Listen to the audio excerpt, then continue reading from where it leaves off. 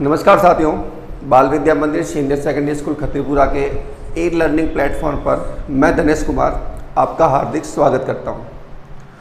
कल के लेक्चर में हमने बात की थी poem my good right hand के एक भाग को लेकर।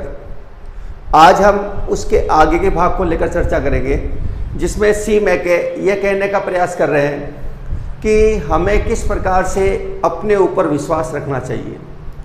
पहला जो इसका भाग था क्वार्टर के रूप में 4 पंक्तियां जो थी, वो पंक्तियां जो है वो ये दर्शाने का प्रयास कर रहा था इसमें पॉइंट कि मैं किस प्रकार से दुखों में गिरा, किस प्रकार से मैंने सहायता के लिए प्रयास किया और किस प्रकार से मुझे मेरे रिलेटिव के द्वारा या फिर मेरे फ्रेंड्स के द्वारा मुझे रिफ्यूजल किया गया और केवल मुझे जो है एक एडवाइस दी गई कि आपको ये करना चाहिए, लेकिन जो मुझे फाइनेंशियल हेल्प की आवश्यकता थी, वित्तीय सहायता की आवश्यकता थी, वो मुझे नहीं मिल पाई।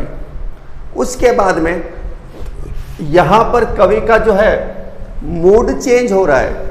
पहला मूड था, पहला जो भाग आया था उसके अंदर कवि सहायता के लिए इधर से उधर घूमता है, अपने रिलेटिव्स के पास घूमता है, अपने फ्रेंड्स के पास जाता है सहायता के लिए, ताकि वो अपने उस क्रिटिकल सिचुएशन जो थी, उसकी डेंजरस सिचुएशन जो थी उसकी, उससे वो बाहर निकल पाए।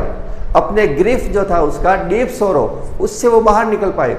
लेकिन जब उसको कहीं पर भी सहायता की उम्मीद जो है वो खत्म हो गई, सब कुछ उसका प्रयास जो है वो व्यर्थ हो गया। उसके बाद उसका मूड चेंज हुआ और फिर उसने जो है इस लाइन के जरिए जो है एक बहुत ही बड़ा हमें संकेत देने का प्रयास किया है, या हमें शिक्षा देने का प्रयास किया है, लेसन दिया हमें कि हमें किस प्रकार से जो है अपने दुखों से आगे आना चाहिए, अपने दुखों से ऊपर उठने के लिए, अपनी परेशानियों से बाहर निकलने के लिए किस प्रकार हम अपने आप का खुद का सहयोग करें, दूसरों से ज़्यादा अपेक्षाएं न रखें। क्योंकि हमारे साथी जो होते हैं वो हमारे एक तरह से सही टाइम के साथी होते हैं। जब हम विपत्ति में होते हैं तो कई ऐसे साथी होते हैं जो हमें छोड़कर चले जाते हैं, विपत्ति का सामना करने में हमारी सहायता नहीं करते हैं। तो चलो फ्रेंड्स, आज हम शुरुआत करते हैं उससे आगे वाले भाग को लेकर, जिसमें पॉइंट जो है क्या कहने का प्रयास कर रहा है। जब उसको लगा कि कोई भी जो है वो फ्रेंड्स रिलेटिव्स उनकी सहायता नहीं कर रहा है, तब उसने कहा लेट देम गो, उनको जाने दो, अब मुझे उनकी आवश्यकता नहीं है। जब उसने बार बार कह दिया उनको सहायता करने के लिए, केवल वो काउंसल दे रहे थे या फिर एडवाइस दे रहे थे, लेकिन जो आवश्यकता थी उसको सहायता की, वो जब आवश्यकता उसको नहीं मिली, सब प्रयास उसका व्यर्थ हो गया। उस समय उसने लाइन कही कि लेट देम गो, उनको जाने दो, अब मुझे आवश्यकता नहीं है। आई एक्सक्लेम का मतलब होता है विस्मित होना, विस्मय अधिबोधक के लिए आता है। मैंने एकदम से अचंभित होते कहा कि लेट देम गो, अब उनको जाने दो। आई नो नीड, मुझे अब कोई आवश्यकता नहीं है।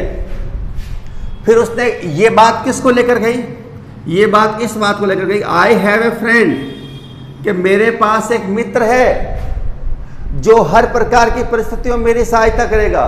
At my side, at my side का मतलब मेरी तरफ, साइड का मतलब होता है तरफ, मेरे तरफ या मेरे पास एक ऐसा मित्र है। अब जिनसे मैं कह के आया हूं उनको जाने दो, अब मुझे उनसे कोई मतलब नहीं है। मेरे पास एक मेरा खुद का मित्र है। क्या है, क्या करेगा वो?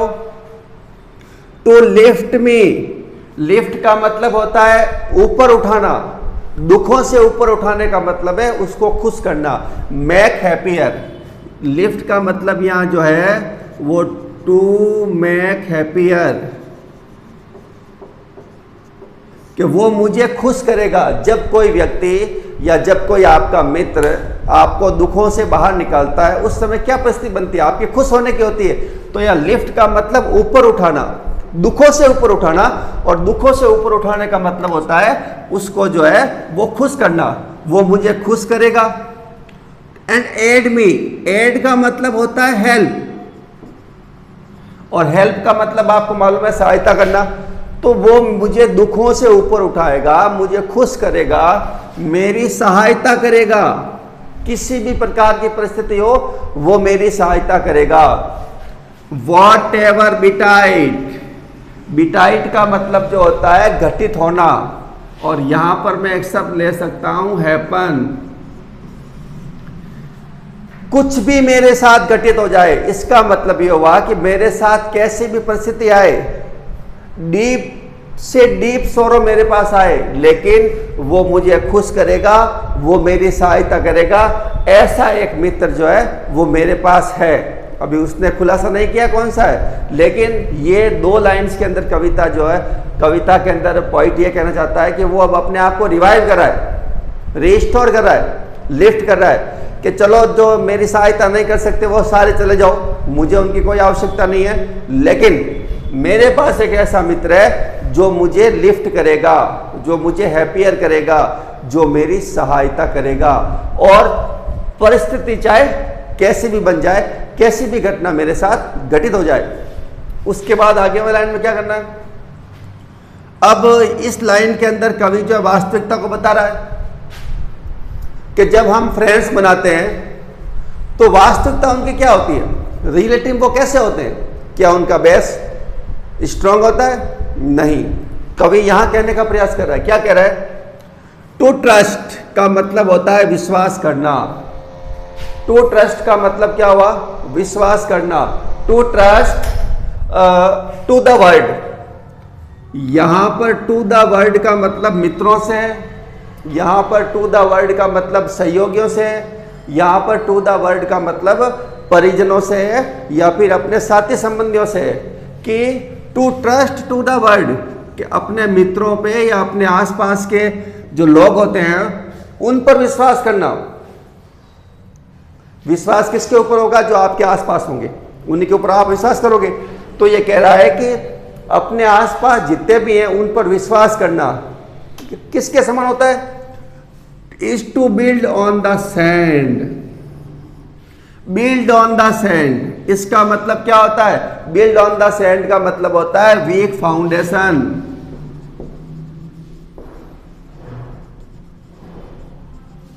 वीक फाउंडेशन का मतलब होता है नींव का कमजोर होना। और बिल्ड ऑन द सैंड, आपने देखा होगा मिट्टी के घरौंदे बनाना। बिल्ड ऑन द सैंड का मतलब क्या हुआ? मिट्टी के घरौंदे बनाना।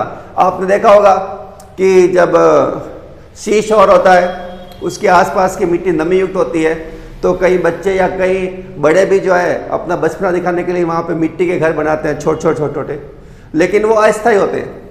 उन पर आप विश्वास कर सकते हो क्या? नहीं कर सकते।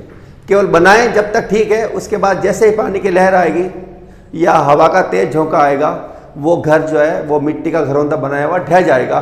तो यहाँ पर उसकी तुलना इससे की गई है कि जब आप किसी अन्य के ऊपर विश्वास करते हैं, इसका मतलब ये होता है कि आप घर तो बना रहे हैं लेकिन वो घर जो है मिट्टी का घर है। और जब मिट्टी का घर होगा तो उस कंडीशन के अंदर जो है आप उसके ऊपर विश्वास नहीं कर पाएंगे। कहने का मतलब ये हुआ कि वो ये कहने का प्रयास कर रहा है कि मिट्टी के घर बनाने का संकेत जो है यहाँ पर जो दिया गया है वो दिया गया है मित्र बनाने को लेकर, कि यदि आप मित्र बनाएंगे और वो मित्र अगर आपकी दुविधा में साथ नहीं आते हैं, इसका मतलब आपके मित्र बनाने का मतलब क्या हुआ? मिट्टी के घर बनाना जिसके ऊपर आप विश्वास नहीं कर सकते।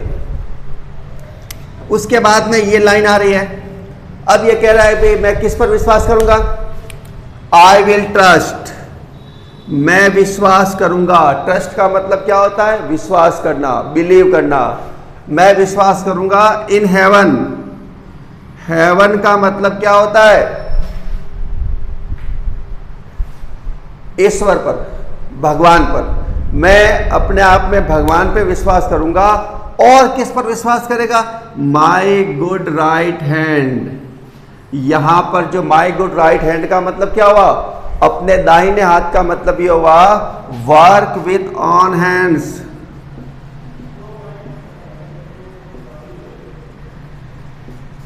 अपने खुद के हाथों से काम करना, इसका मतलब मेहनत करना। 2 बातें बता रहा है पोएम के अंदर। पहला विश्वास वो अपने मानने वाले ईश्वर के ऊपर कर रहा है। दूसरे विश्वास की जब बात हुई तो वो कह रहा है कि मैं अपनी मेहनत के ऊपर विश्वास करूंगा, हार्ड वर्किंग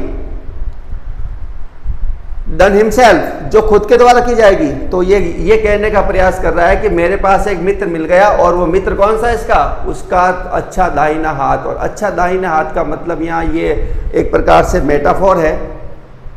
इसका मतलब ये होता है कि हार्ड वर्क, आप कठिन परिश्रम करेंगे, आप समस्याओं से लड़ेंगे, प्रयास करेंगे, तो निश्चित रूप से आप बाहर आएंगे। तो इसका मतलब ये जो ए फ्रेंड है इसका, ये ए फ्रेंड आके कौन सा है, उसकी खुद की हार्ड वर्क, उसका खुद का कठिन परिश्रम, जो वो कहता है कि यदि मैं खुद कठिन परिश्रम करूंगा तब मैं अपने आप को बाहर निकालूं। और यही मेरा क्या है, मित्र है, जो मुझे क्या करेगा, वो मुझे खुश करेगा, वो मेरी सहायता करेगा, कैसी भी समस्या या कैसी भी सामना क्यों ना हो जाए। तो यहाँ पर ये जो फ्रेंड आ रहा है, फ्रेंड उसका गुड राइट हैंड है, और गुड राइट हैंड का मतलब यहाँ जो है वो हार्ड वर्किंग से है, कि वो खुद ये कहने का प्रयास कर रहा है कि ईश्वर के अंदर मेरा विश्वास है, वो तो मैं रखूंगा, लेकिन विश्वास और किस में करूंगा मैं, तो वो कह रहा है कि मेरी मेहनत जो होगी, माई वर्किंग ऑन वर्किंग, उसके ऊपर मैं विश्वास करूंगा, वही मेरा एक सच्चा मित्र होगा। उसके बाद में अब यहाँ कवि अपने आप को ऊपर उठाता है, दुखों से निकालने का इस प्रकार से प्रयास करता है कि वो जैसे दुखों से निकल रहा है, उसका मित्र है, उसकी हार्ड वर्किंग, वो उसको यहाँ से दुखों से निकालने का प्रयास करिए। कैसे, वो देखते हैं। माई क्रेज रिवाइव्ड, रिवाइव्ड का मतलब होता है रीस्टोर, क्रेज का मतलब साहस, मेरा साहस पुनः आया, क्योंकि वो दुखों में था, जब वो साहस अपना खो चुका था, बार बार इधर से उधर घूम रहा था सहायता के लिए, लेकिन जब उसको अपने खुद की मेहनत के ऊपर विश्वास करने की बात आई, तब उसका जो आत्मविश्वास है, उसका जो साहस है, वो वापस आया। इन माई फॉर्चून्स डेस्पाइट, डेस्पाइट का मतलब बजाय, इंस्पाइट, और इंस्पाइट बैड लक, मेरे बुरे भाग्य, मेरा भाग्य तो बुरा था जब मैं परेशानी के अंदर गया, ये अपने आप को वो मान रहा है। अब ये कह रहा है कि मेरा क्रेज जो था, साहस आ गया, मेरा बुरा भाग्य मेरे साथ था, फिर भी मेरे अंदर साहस आया कि भी मैं अपना काम खुद करके, अपनी कड़ी मेहनत करके अपने आप को इस दुखों से बाहर निकाल सकता हूं। And my hand was as strong, यहां हैंड की बात जो आई है वो आई है हार्ड वर्क। ध्यान रखना, बार बार हैंड शब्द आ रहा है, उसका मतलब हार्ड वर्क से है, कठिन परिश्रम से है। तो and my hand was as strong, यहाँ पे तुलना की गई है, पॉजिटिव डिग्री का प्रयोग किया गया है, एज का प्रयोग। एज स्ट्रॉन्ग, स्ट्रॉन्ग का मतलब होता है मजबूत या फिर ताकतवर। मेरा कठिन कार्य या मेरी जो हार्ड वर्किंग थी वो उतनी स्ट्रॉन्ग थी, as my spirit was light. Spirit का मतलब यहाँ आत्मा से है, और लाइट का मतलब यहाँ जो है प्रकाशित होना, और प्रकाशित होने का मतलब यहाँ मैं कर सकता हूं चीयरफुल, खुश, कि भाई जितना मेरा हार्ड वर्क मजबूत था उतनी मेरी आत्मा खुश थी। इसका मतलब ये हुआ कि अब वो धीरे धीरे कठिन परिश्रम करके अपने दुखों से बाहर निकल रहा है, और जब दुखों से बाहर निकलेगा तो उसकी आत्मा क्या होगी, उसका मन क्या होगा, मूड क्या होगा, मूड होगा कि वो चीयरफुल है। हम स्पिरिट शब्द जो है वो मूड को लेकर भी कर सकते हैं, मन की दशा, मन स्थिति। तो कहने का मतलब ये हुआ कि ये यहाँ पे अपने कठिन परिश्रम की तुलना जो है अपने मूड से कर रहा है, कि जितना मेरा हार्ड वर्क स्ट्रांग था, मजबूत था, उतनी ही मेरी आत्मा जो थी वो चीयरफुल थी, आनंदित थी, क्योंकि जो है मैं अपने दुखों से बाहर निकल रहा था। आगे की लाइन में क्या कहता है, इट राइज्ड मी, राइज का मतलब होता है ऊपर उठाना, उसने मुझे लिफ्ट करना, राइज और लिफ्ट एक ही चीज होती है। उसने मुझे ऊपर उठाया, किससे ऊपर उठाया, दुखों से बाहर निकाला। इसने मुझे दुखों से बाहर निकाला, कहां से, फ्रॉम सोरो। सोरो का मतलब दुख होते हैं, पीड़ा होता है, ग्रीफ होता है। तो इट राइज्ड मी फ्रॉम सोरो, इसका मतलब मेरे हार्ड वर्क ने जो है मुझे दुखों से बाहर निकाला।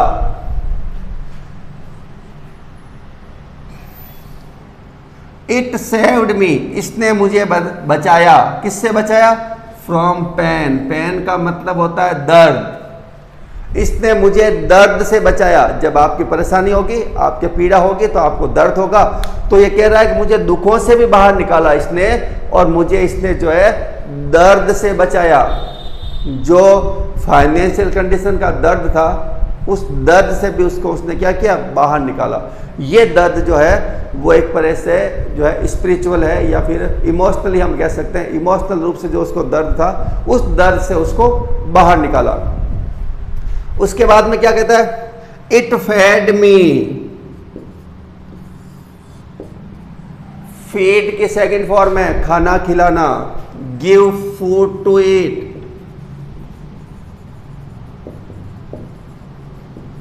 इसने मुझे भोजन दिया। किसने भोजन दिया? हार्ड वर्क ने, गुड राइट हैंड ने इसने भोजन दिया। जब उसने हार्ड वर्क की, मेहनत की, उससे उसने रुपए कमाए, और जब रुपए कमाए तो उसने भोजन खरीदा। इट क्लेड मी, क्लेड का मतलब होता है कपड़े पहनाना, ड्रेस्ड। इसने मुझे कपड़े पहनाए, यहां प्रतीकात्मक है, ध्यान रखना। इट यहां पे जो है वो मेटाफोर के रूप में काम आया है, क्योंकि इट का मतलब बार बार यहां हार्ड वर्क से है, कि जब उसने हार्ड वर्क किया, हार्ड वर्क से उसने कमाई की, तब उसने भोजन किया, हार्ड वर्क से उसने और रुपए कमाए, तब उसने कपड़े लिए अपने आप में। तो ये बार बार जो है मेटाफोर के रूप में आ रहा है कि it clad me, it fed me. तो इसका मतलब ये हुआ कि जब उसने हार्ड वर्क किया, कठिन परिश्रम किया, उस रुपए प्राप्त किए, तब वो अपने दुखों से धीरे धीरे बाहर निकलने लगा। अगेन एंड अगेन, बार बार उसने मुझे खाना खिलाया, बार बार उसने मुझे कपड़े पहनाए। इसका मतलब क्या हुआ? धीरे धीरे वो अपने दुखों से बाहर निकल रहा है। उसके पास पूंजी का संचय हो रहा है, और जब पूंजी का संचय हो रहा है तो वो बार बार कपड़े पहन रहा है नए नए, और बार बार जो उसको सुबह शाम तो भोजन की आवश्यकता वैसे होती है, तो उसको भोजन जो है उसके हार्ड वर्क के द्वारा मिल रहा है, न कि उसके मित्रों के द्वारा। इसके अंदर अपन राइम स्कीम को देखें तो हम राइम स्कीम देखते हैं कि ए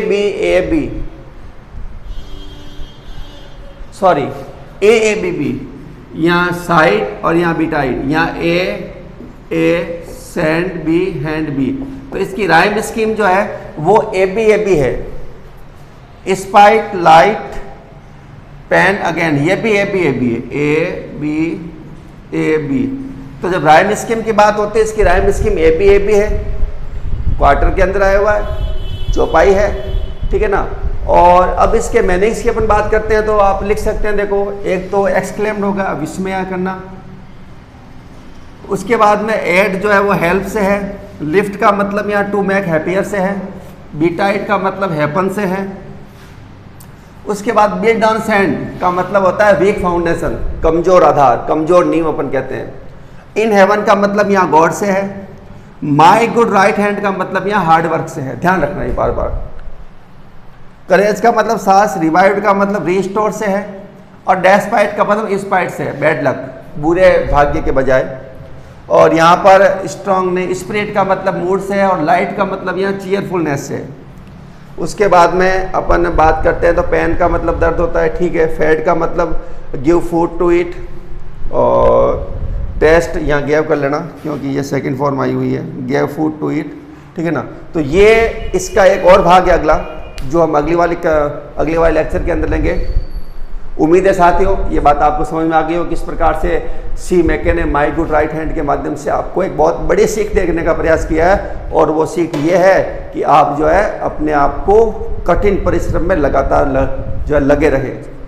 दूसरों के ऊपर विश्वास करना, इसका मतलब मिट्टी के घरौंदे बनाना, जो यहाँ पर बात की गई है, और वो अस्थायी होते हैं। जब ज़रूरत होती है तब वो काम नहीं आते हैं। क्या मिट्टी का घर बना के आप रह सकते हैं? नहीं रह सकते हैं, ठीक है ना। तो आज के लिए मित्रों इतना ही। आप चाहे तो स्क्रीनशॉट ले सकते हैं इसका, मीनिंग इसके कर लेना नीचे लगा के।